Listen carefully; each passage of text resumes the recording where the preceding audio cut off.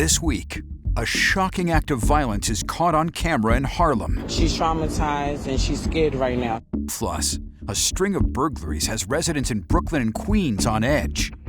And the NYPD agrees to landmark reforms in its policing tactics. There really has never been an agreement like this anywhere in the country. Right now, Fox 5's Crime in the City. Here are the crimes across the 5 boroughs. We begin this week in Harlem, where the brutal beating of a 60-year-old woman is caught on camera. It is stunning video of a woman getting beaten by her own cane, and now that suspect is finally in police custody. All right, Richard Giacobas caught up with the victim's daughter, who wants to know why the suspect was not arrested sooner. She's traumatized and she's scared right now. She doesn't even want to get transported in the hospital without me being there. It's been a long 5 days for LaShawna Reese's mom, Laurel Reynolds. The 60-year-old Bronx woman is still recovering at Harlem Hospital after a brutal attack that her daughter says left her unable to walk. After he beat her with the cane, he started hitting her with his belt. That's why his pants was falling. I am a man of the Lord, and I should not be treated in this manner. 43-year-old Norton Blake is the man cops arrested this morning, charging him with assault. He has 9 prior arrests. Police say Blake and Reynolds got into an argument. The suspect then took a cane and randomly started beating Reynolds dozens of times at the 116th and Lenox Street subway stop last Friday at around 3:30 in the morning. Detectives confirming he then hit Reynolds with a belt, striking her in the head and body during the attack that lasted roughly 2 minutes and was caught on video, all taken by an MTA transit worker. The station agent did absolutely the right thing. She collected evidence by videoing what was going on. LaShawna is grateful her mom survived, but will no longer allow her to walk by herself in the city's subways. Especially, she says, because police officers refused to arrest Blake on the day he was questioned. Blake and Reynolds were reportedly questioned by cops immediately after the attack, but Blake was apparently let go.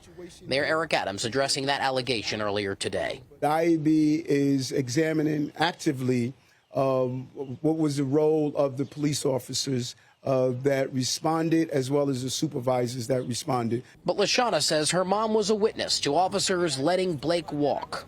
It had to take the video for him to get arrested 5 days later. So between September 1st and September 6th morning, he could have did this to anybody.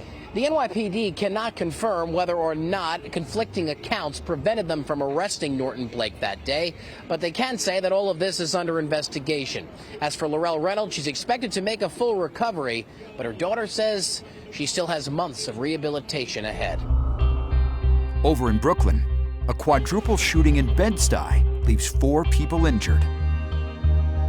The scene of a quadruple shooting stretched nearly a block in both directions just outside of Sumner Houses in Bed-Stuy, Brooklyn, Wednesday. We've been quiet here in Sumner for a couple of years now, and now all of a sudden this happens, which is a shame. This resident was inside of her apartment when just around 3:40, she heard those shots ringing out. I heard like 5 gunshots, and I heard people yelling. How y'all let this happen? Police confirmed 4 people were shot while walking along Marcus Garvey Boulevard, just outside of a basketball court. As the males were stepping on the sidewalk, one of the occupants from the white Santa Fe exited the vehicle and was waiting for them. That male fired several times, striking the 3 males, a 21-year-old, a 25-year-old, a 34-year-old, and a female. After hearing those shots, police spotted 4 men believed to be involved with the shooting, fleeing the scene on Myrtle Avenue in this rented white Hyundai left parked in the middle of the road. The vehicle made a right turn westbound on Myrtle Avenue, where that vehicle struck 2 uninvolved motorists. We saw one of the drivers of one of those hit vehicles being carted off scene. 2 of the men shot are in critical condition and a 3rd is stable at Kings County Hospital. It's a strong possibility that is gang motivated. That's something that's going to be vetted out in investigation. Police took 3 men into custody while the 4th is still on the loose. For residents, frustration after the shooting is an understatement. I wish this would have never happened, and this needs to stop. We need to come together and start shooting instead of shooting at each other. Now we head to Queens, and just one of the neighborhoods hit by a trio of serial robbers. Well, the search is on for a group of thieves accused of stealing cars across the city over the past 3 months. Police say they've broken into or tried to break into 13 homes in high-end neighborhoods in Brooklyn and Queens, making off with luxury cars, jewelry, and money. Stephanie Bertini talked to 2 of the victims. People who live in Whitestone, Queens are on alert. They took my wallet, they rummaged through some stuff. A group of burglars hit this man's vehicle. Several of his neighbors have been targeted too in what the NYPD calls a burglary pattern. These are the guys detectives are looking for. Police say they took jewelry, clothes, cash, and luxury vehicles from various victims. At least 13 homes were targeted, according to the NYPD, between June and August. My anxiety's up to the roof. I'm scared to walk my dog, scared to walk around. This woman asked us not to show her face. She says they got into her BMW. This is video from her home surveillance camera. They didn't take anything important from the vehicle, she says, but she says they also tried to get into her house. They were unsuccessful, but she's worried they might try again. Once that siren went off, they ran. So you have an alarm system where a siren will sound? Yes, it takes, face recognition. This man says he was out of town when those same guys hit his property. This is the video he gave the NYPD, surveillance of them running after the alarm system went off. He also gave this image to the cops. He says his surveillance system caught them trying to get into his garage before they attempted to break into the house. Detectives say in some cases the burglars ended up empty-handed because they were caught in the act and took off after they were confronted by homeowners. They are wanted for stealing vehicles including a Porsche and an Audi, several BMWs, and Mercedes-Benz vehicles also on the list. I think we need more patrols at night. People in Whitestone want a heavier police presence overnight because that's when the victims say their properties are being targeted. Detectives say the majority of the crimes happened here in Whitestone, but the group is also wanted in connection to cases in other areas, including some other parts of Queens and parts of Brooklyn. If you have any information, the NYPD is asking you to call Crime Stoppers. Up in the Bronx, a man is stabbed repeatedly by attackers in the subway. Police need your help in finding 2 people they say were involved in a subway stabbing. This happened in the Bronx. It happened just before 9:30 on September 1st on the platform at the Prospect Avenue train station in the Longwood section. The 32-year-old victim was stabbed several times by a man and a woman. They're searching to find out what caused this attack. Now, that victim was hospitalized in serious but stable condition. But if you have any information, call Crime Stoppers at number 800-577-TIPS. Down in Midtown, a 65-year-old woman is savagely slashed in the face with a knife. Police tonight are searching for a suspect in an unprovoked assault in Manhattan. They say this woman allegedly swung a large knife, slashing a 65-year-old woman in the face. It happened last night at 38th Street and 8th Avenue in Midtown Manhattan. The victim was hospitalized in stable condition. The suspect fled uptown and has not been caught yet. Next in Brooklyn, an argument in Crown Heights ends in a violent robbery.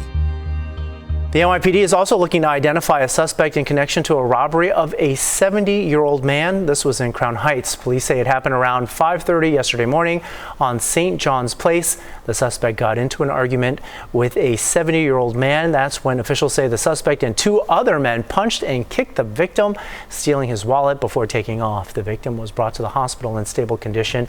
If you have any information on either of these cases, you are asked to contact police. Back in Manhattan, an elderly man is senselessly attacked in a downtown sandwich shop.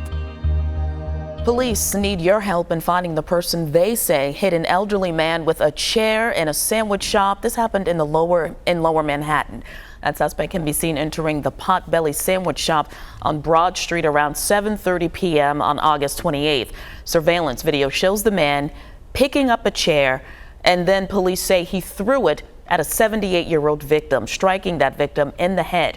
The elderly man refused medical attention. The suspect fled the scene.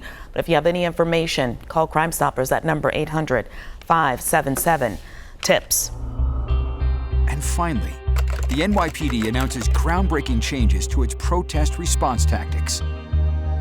Well, a landmark agreement has been reached to reform how the NYPD conducts policing of protests. Okay, they'll now use a 4-tiered response system to help minimize their presence and employ more de-escalation tactics. Fox 5's Chris Welch breaks down the new protocols. There really has never been an agreement like this anywhere in the country. For more than 3 years now, the NYPD's tactics deployed during the George Floyd protests of summer 2020 have been the subject of scrutiny. But on Tuesday, the Legal Aid Society, the New York Civil Liberties Union, and the State Attorney General's office announced a historic agreement, a settlement to various lawsuits brought in response to 2020 that will reform its use of force tactics and the very nature in which the city's police respond to protesters. Police kitted out in riot gear when the people standing on the other side next to them are just holding signs. It's that kind of aggressive police response to protests that triggered a lot of the violence that we saw in the summer of 2020, and that this settlement is really aiming to put an end to. Corey Stoughton, an attorney in charge of law reform at the Legal Aid Society, says the reforms will ban the practice known as kettling, where police corral a crowd using barricades, then arrest them. The new policies aim to minimize police presence, and they require police to use de-escalation methods before increasing response. What we continue to see at protests even today is the NYPD overcompensating in their response to protests. To quote the Attorney General, this agreement will ensure that peaceful protesters can make their voices heard without fear, intimidation, or harm. I spent my entire career fighting for police reform and accountability. And this agreement is another step in making the reforms necessary. But the officers' union, the Police Benevolent Association, is not signing on to the agreement because they say we have serious concerns about its impact on the safety of police officers and all New Yorkers. I actually think the NYPD deserves a lot of credit for agreeing to this, because it is a novel approach and it is a change from their past approach. And we'll be there to make sure that they faithfully implement it all along the way. And that's this week's Crime in the City. Subscribe for more at youtube.com/Fox5NY.